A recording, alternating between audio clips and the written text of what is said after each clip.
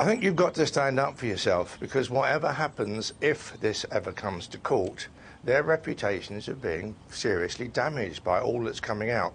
Everywhere you go, I've just been in Spain, I've just been in Italy, there's genuinely now a lot of suspicion about the McCanns, purely because of all the material which the Portuguese police are pouring out. So they've got to defend themselves, not just on the legal front, but also, if you like, from the image, the PR front. Yeah. Their reputations are being badly damaged right now. Is that the problem, though, that a PR campaign, even if it's a sophisticated one launched here in Britain, may not actually have any effect out in Portugal, where, by all accounts, a lot of the stories in the Portuguese press are being leaked by senior police officers? Well, the reality of the situation is that, you know, the McCanns are British and the McCanns live in this country. So this is the most important place in the world for people to believe them to be innocent.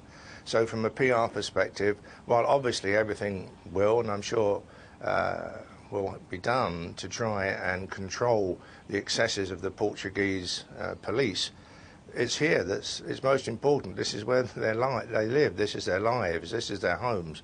So I imagine that the PR company, Hanover, I think it is, that's been brought in to help them, will be well aware of that, and they'll do what they can. But when the Portuguese police come out with all these accusations, hopefully, quickly, working with the McCanns, they can come out with the answers, so that the public all over the world will say, well, that's what they're accusing, but the McCanns are saying this and this, because the Portuguese system means the whole thing is played out in the media. Yeah. In this country, it's very different.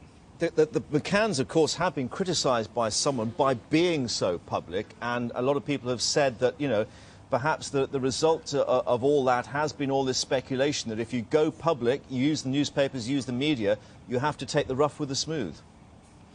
No, and I've always said that in all the years I've been looking after stars and companies, that that's the way it works. If you use the media, you have to be prepared for them to use you. But this is different. It's only in the last 2 or 3 weeks that this whole thing has suddenly turned.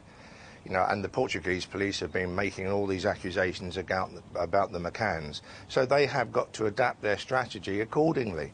Because, you know, obviously, if they were still in Britain, if this had allegedly happened in Britain, you wouldn't be reading every day what the police are claiming, because it doesn't happen like that over here.